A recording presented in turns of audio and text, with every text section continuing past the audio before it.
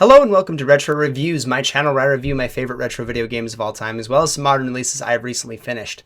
I've been gone for a little bit. I was uploading consistently every single week, and I got a little bit busy because I got a contract at work. I am an actor, so I got a contract at Media Theater in Pennsylvania to be in the School of Rock, and I've been having a blast with that. I finished up this week, and I finally had some time to sit down and do some videos, and I thought it would be really nice to return without just a review, but I will actually give you my favorite video games of all time. So you have a kind of a comprehensive list of what I think is really fantastic.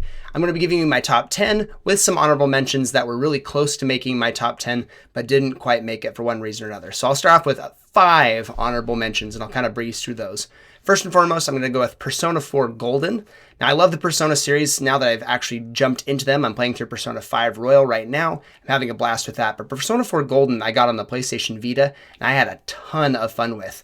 And it kept me coming back over and over and over again. It took me a while to get used to the formula. It's very much a mix of a ton of different genres, and it's its own thing at the same time. And so it took me a while to kind of get the vision that I was going for and really dive into it. Once I did, and I finally pushed the way all the way through to the end, I had one of the most beautiful experiences I've ever had. I love Persona 4 Golden. I'm already loving Persona 5 Royal.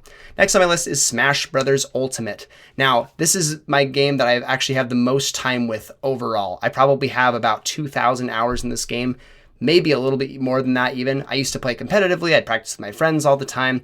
And it actually kind of pales in comparison to a lot of people that practice this game a lot. I've seen people I've played online with that if I look at the profile, they've got tens of thousands of hours in this game. So I kind of justify it that way to myself for having so much time in this video game. But I just really love Smash Ultimate. Smash is a fantastic franchise. It's one of my most fun games to play with your friends. I really enjoyed going to tournaments, so I'd practice for that a lot. I've always loved the Smash series, and Smash Ultimate is a perfect celebration of the Smash series and fighting games in general. Next is going to be The Binding of Isaac: Repentance. I'm excited to do a review on this because I recently fully completed Repentance, got the final Dead God achievement, and I have done everything there is to do in the game, and I had some of the most fun I've ever had. This is probably my second most played video game of all time.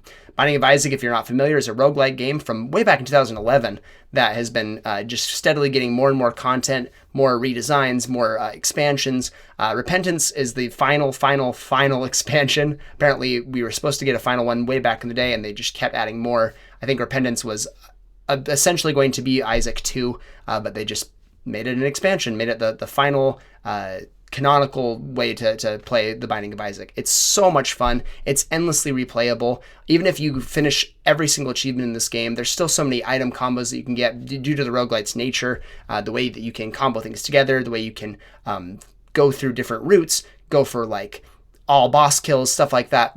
Isaac is just so much fun to play. It's one of the few roguelites that's actually sucked me in and kept me playing for nearly 1,000 hours total. And it's just really phenomenal in every single respect. It is the king of roguelites for sure.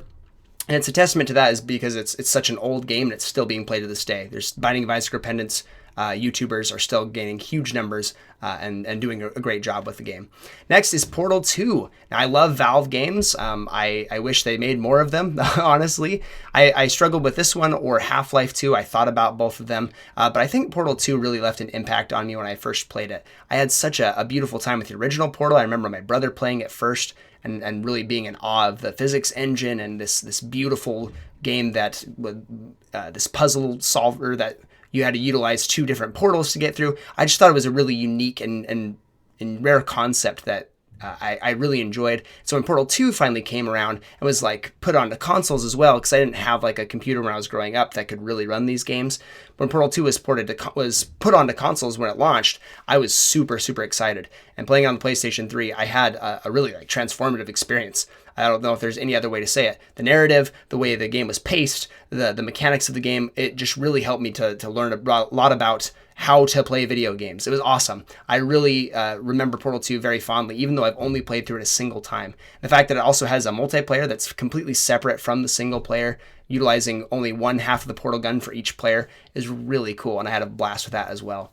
Next, my final honorable mention is Bloodborne. Now, I really thought I was going to put a From Software game on my top 10, but it just barely didn't make it past these other games. Some of these games just have too much staying power. But Bloodborne is my favorite in the From Software pantheon. I've made reviews for all the From Software games. If you want to go check those out, feel free to go do so. But Bloodborne is by far my favorite. I think the way that they lean into action, the way that they do combos, I love dodging instead of blocking. So this game really was built for me. Add in all the terrifying horror, and this game is just perfect From Software from start to finish.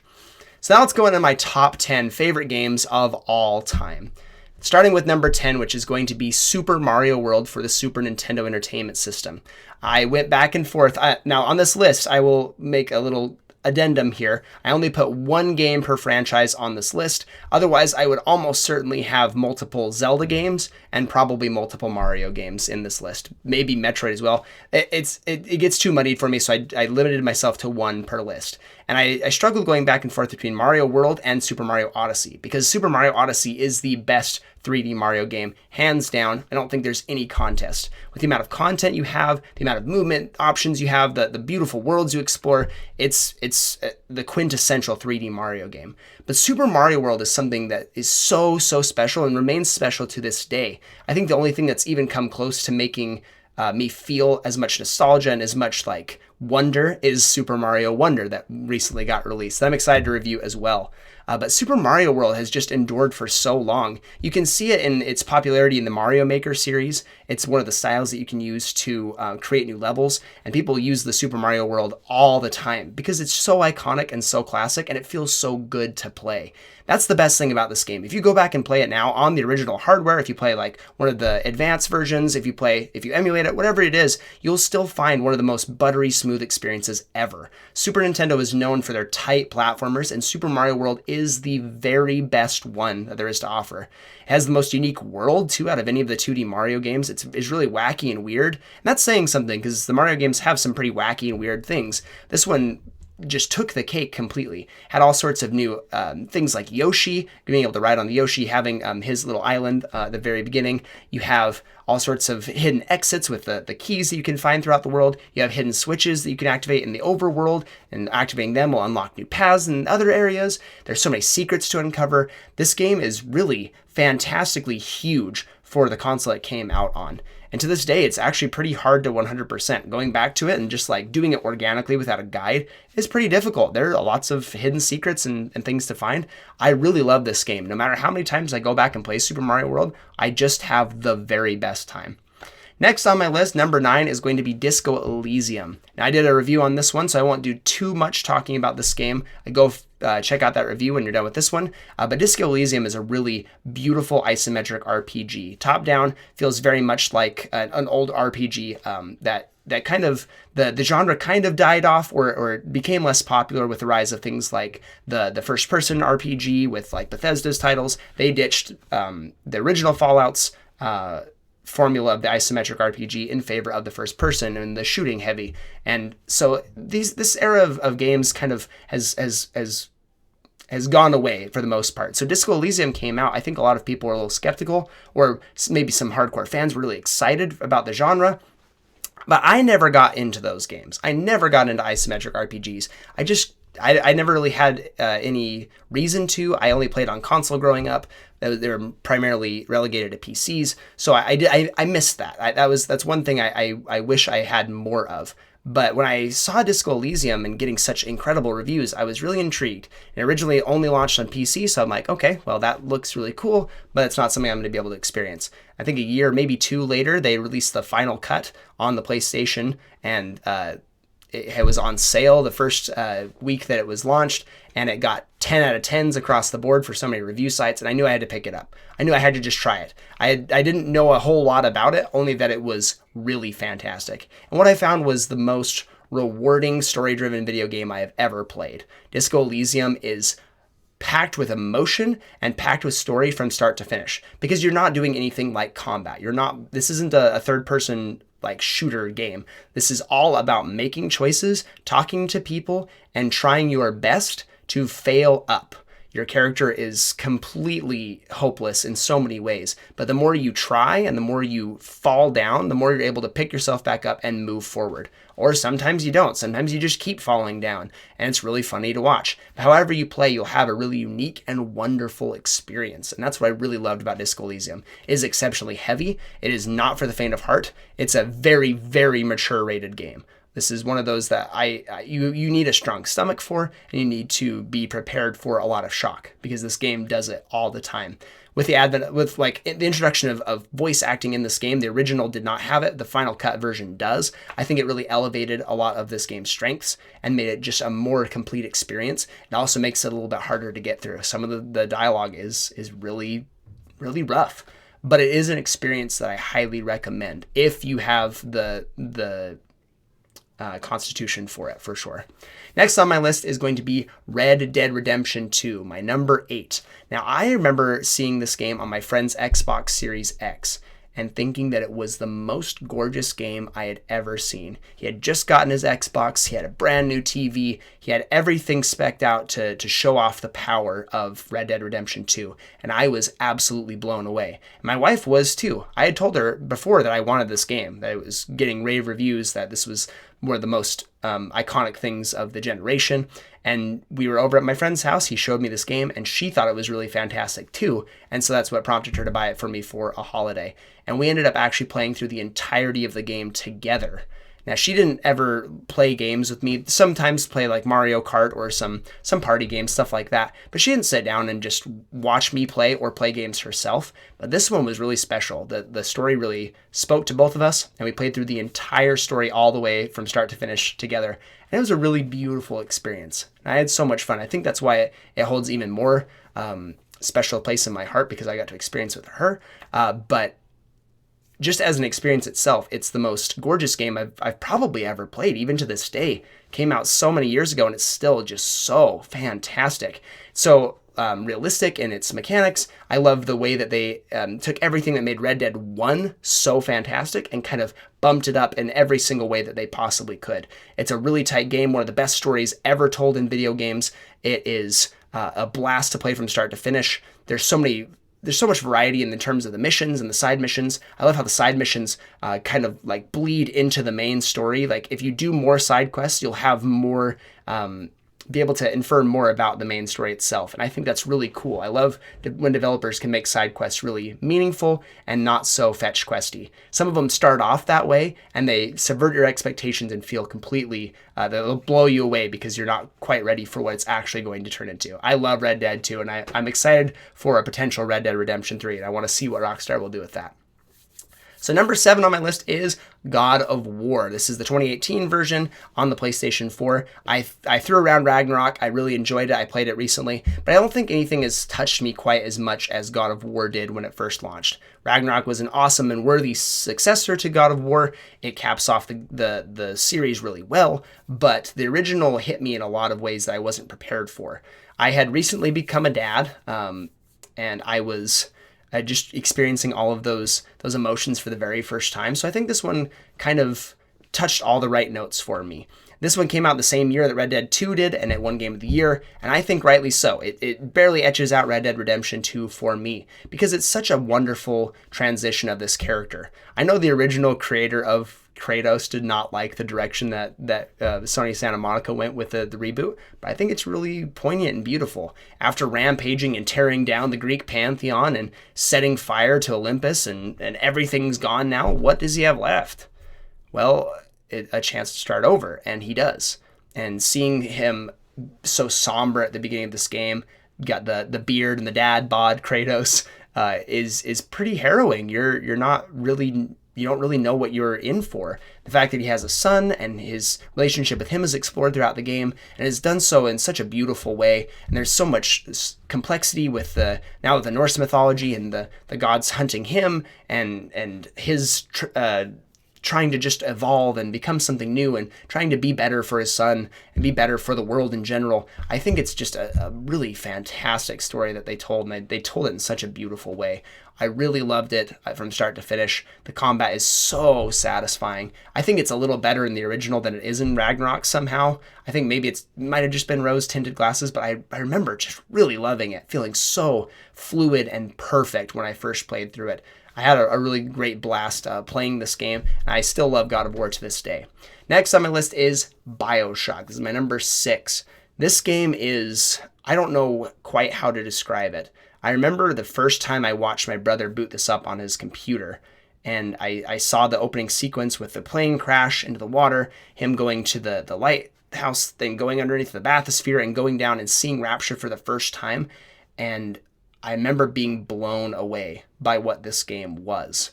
It was one of the most beautiful things I had seen at the time, and it was also so, like, serene and at the same time so sinister. I could tell something was off pretty early on, and by the time you exit the bathysphere for the very first time and you see a pretty terrifying death sequence for a non-player character at the very beginning of your interactable sequence in the game, it's pretty terrifying. You know you're in for something. You know you're in for something really special. And BioShock delivers on every front. This is one of the most complex narratives ever told. At this point in video games, this was probably the most complex narrative ever told.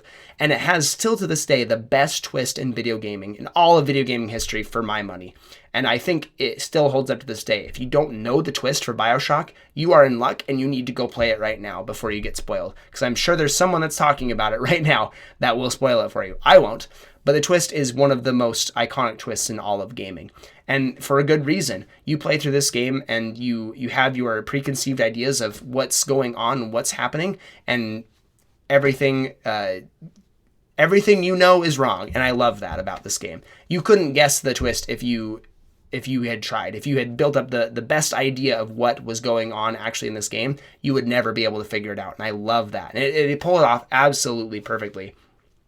You also have incredible combat. The gunplay is fantastic. The introduction of the plasmids in a first-person shooter is such a brilliant move, because shooting in like a first-person shooter game outside of like Call of Duty war games specifically can feel kind of clunky or get a little overplayed at times. But the switching back and forth between plasmids, where you electrocute someone, kill them standing in water, or chain them together and then you go up and hit them with a wrench for bonus damage, or you shoot them to knock them down. You do all these cool combos with your plasmids, utilizing their abilities and then utilizing your weapons at the same time, can make for some really engaging combat. And it really helps service that story. It helps you to feel more powerful as you keep progressing throughout the story. You're getting more plasmids, you're getting more weapons, you're gaining knowledge on how to combo these things together so that you can survive and keep pushing on to the inevitable end. I think BioShock is still one of the best games ever made, and definitely one that you should go play if you have never had the experience yourself. Number 5 on my list is Resident Evil 4. I'm going to be saying the original. You could easily substitute in Resident Evil 4 the remake in this spot, or even Resident Evil 2 remake, honestly. But for my money, Resident Evil 4 is the best in the franchise. It's the best horror game ever made, and I love it to this day. Again, I did a review on this one, as well as the remake, and a review, a video on the differences between them, which one I enjoy more. Obviously, it's Resident Evil 4, the original, since that's what's on my list right now. But go check those ones out if you get a moment as well. Resident Evil 4 does everything that the franchise needed at the time, and everything the horror genre needed as well. This ramped up the action in a way that we hadn't seen, and it took away the tight. I guess Resident Evil 3 kind of took away the horror, as the focus on horror, and shifted toward action just a little bit more. But Resident Evil 4 was the first to ditch the static camera angles and go to the third-person over-the-shoulder perspective, which I think elevated the series in a lot of wonderful ways. Unfortunately, it also careened it toward its inevitable demise, needing the reboot for 7 and 8. But I think that Resident Evil 4 is the perfect horror experience in all of gaming. It perfectly walks the line between being a scary experience and being an intense experience.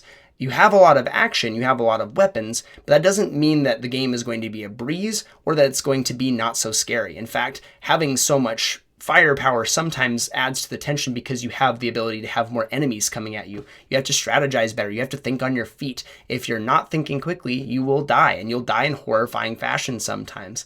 The monsters are grotesque and horrifying. Everything about this game is the perfect combination of action and horror, and everything that Resident Evil does well. I love Resident Evil 4. I've played through this game probably a dozen times at this point, and I love it every single time I play it. Next on my list, number 4, is Metroid Prime for the Nintendo GameCube, or recently on the Nintendo Switch for the remastered version. This is one I bought day one. I was too excited. I usually like to buy physical copies of games, and I have the original on GameCube and the Wii version, so I wasn't as worried about getting the physical, and I just was really itching to play this game. I wanted some Metroid Prime content with us not getting 4 anytime soon, and I was hoping for a trilogy. I took Metroid Prime Remastered and ate it up right away. And you know what? It holds up to this day. It's even better on the remastered version. I think this actually might be the best example of a remaster, or a remake, I guess. It almost is a remake with the new controls, pretty much just a remaster. They did everything right with this. Everything that made the original game so fantastic, which essentially boils down to the world building and the way that you interact with the environment. Samus's visor and scanning things in the environment to learn more about the lore, but also to unlock doors and solve puzzles in the area, made you want to scan every single conceivable thing in the game, which made you want to read more about it, which made you want to learn more about the lore and the world. It did so in such a perfect way and never felt like a boring thing. Even if you were just reading a simple description on like a missile upgrade, you were just so excited to learn more about what you were getting. This game constantly feeds you new information, and the more you piece together, the more you understand the world, the more the whole picture comes into play. The shooting is actually fantastic too, for being such an old game, for being Nintendo's first-person shooter on the GameCube as well. Their foray into 3D for a Metroid game. It's incredible that Metroid Prime still stands as the best GameCube game ever. Definitely the best shooter of its era. It's actually remarkable they were able to pull that off on their first try. It still is such a phenomenal experience. Everything from the casual fighting encounters that you have, to the puzzles you have to solve, to the boss fights, to the upgrades that you get for Samus throughout your run. Everything is perfect. This is a perfect video game in every single respect. I will be doing a review on this at some point. I don't know why I haven't done it yet, but I want to, because this game is one of my favorites. Clearly a number 4 of all time. My number 3 is going to be The Last of Us, Naughty Dog's magnum opus, I think, to this day. You could argue The Last of Us Part 2 in this spot. Almost certainly. You could argue Uncharted 2, or maybe even Uncharted 3 or 4. For my money, the original Last of Us really got me going the most. I've played through this game the most. I've probably played it, again, like a dozen times, maybe 15 different times, and every single time I have the time of my life. It doesn't matter how many times I've experienced the story, how many times I've experienced the combat, the stealth mechanics. It still is so fresh and so wonderful. This is a game that will tear your heart out, stomp on it, throw it down in front of your feet, and watch you bleed out and die as you see what's happening in front of you.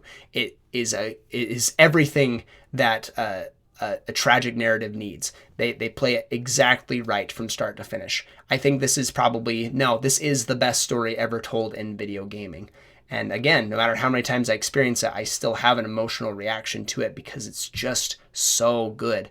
Pairing that with incredibly strong stealth mechanics, a really fluid combat system, especially for the time when it launched, being able to run and pick things up on the fly and use them to attack your assailants. The gunplay is pretty darn good. I don't think it's ever been incredible in Naughty Dog games, but it's definitely the most refined in this one.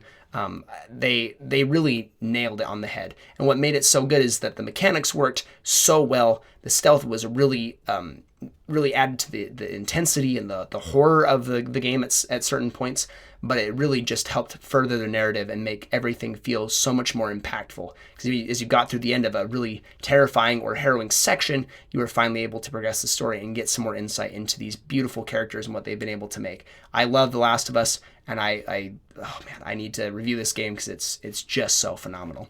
My number 2 is probably the most shocking on this list. It's crazy that it stayed at number 2 for so long with how many wonderful games come out, especially my honorable top 5 mentions, games I've played much more.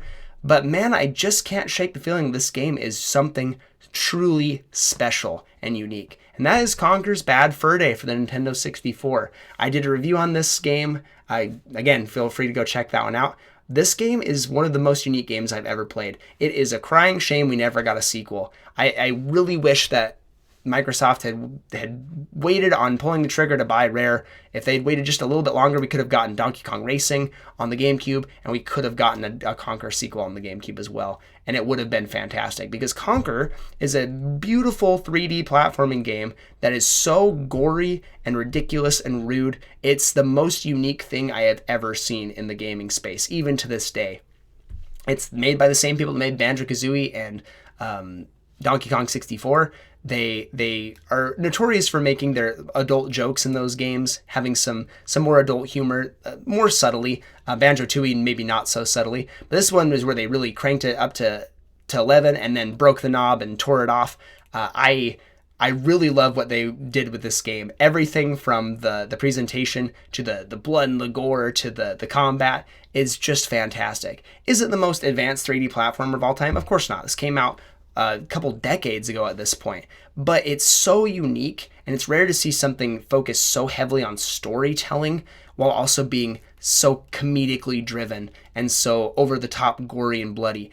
It's the perfect melding of everything that Rare does well, and then they added in all this craziness that I'm sure that they felt like they wanted to in games like Banjo-Kazooie and Donkey Kong 64, but because they were promoting it to a kid audience, they had to really dial back those impulses. This is them just letting loose and going off the grid here. I love Conker's Bad Fur Day. Every time I play it, it's so funny, it's so unique, and I just wish there was more of that world. I really do. And my number one, my favorite video game of all time, hands down, has not changed since I played it, is The Legend of Zelda: A Link to the Past for the Super Nintendo. I talked about at the beginning of this top 10 how Super Mario World showed that like the best platforming of the Super Nintendo, showed the strength of the Super Nintendo and how fantastic the games were on this console. A Link to the Past shows how incredible video games are, period. Everything about A Link to the Past screams a perfect video game from start to finish. You have an epic story. You have, you know, if you're familiar with Zelda at all, this is Link going to save Princess Zelda from Ganon. That is the main story, but this is the game that told it, I think, the best. You play as Link in this in his own little house with his uncle on a stormy night. He gets up and tells you he has to go and do something to go and help Princess Zelda. He's like the sworn defender. He has a sword and shield. He goes out and you follow after him. You find him on death's door. He gives you the sword. You go off, and now you're the one who needs to go out and save Zelda from this monster that is trying to kidnap her and send Hyrule into ruin. It is the best way this game has ever presented the story, in my opinion. The way that you are set up as just, with the exception of maybe Wind Waker, I think the fact that Link is so young in this game, you can tell that he is clearly still a child, but he is still going out and fulfilling his duty, really, at this point. He's doing everything that he can to protect Hyrule and protect Princess Zelda from this terrible evil that has come over and eclipsing the land here. And this game is just phenomenal. Like most other Super Nintendo games of the era, it's incredibly tightly controlled. Everything works exactly the way it was intended. And I love how fluid this game is. The combat is excellent. The items are unique and varied, probably the most unique in the entire series. You have one medallion that you call down like a lightning storm on the earth around you. It's insane. You have a huge map that only gets bigger once you discover that there's a Dark World version of it. This is Castlevania Symphony of the Night twist before Castlevania Symphony of the Night. You discover the Dark World and realize that the map is twice as big as you originally thought it was. And having that complexity also just makes the game so much more beautiful and varied. There's so much more to do. Everything about this game is fantastic. I will eventually do a review on this game. It's going to take me a while. I need to go back and beat it again, and I need to like dissect every bit of it and tell you why it's so meaningful to me and why it's so perfect. But for right now, I'll leave it at this is the perfect video game. It's everything that I love about games, and it's one of the earliest games that I remember playing and thinking, wow, this is what video gaming is all about. This is what makes the whole medium so phenomenal and so much fun. So there's my top 10 with a bunch of honorable mentions. I hope you enjoyed it. If you have any questions or you want to comment your top 10 down in the comments below, please feel free to do so. And I will see you on the next one.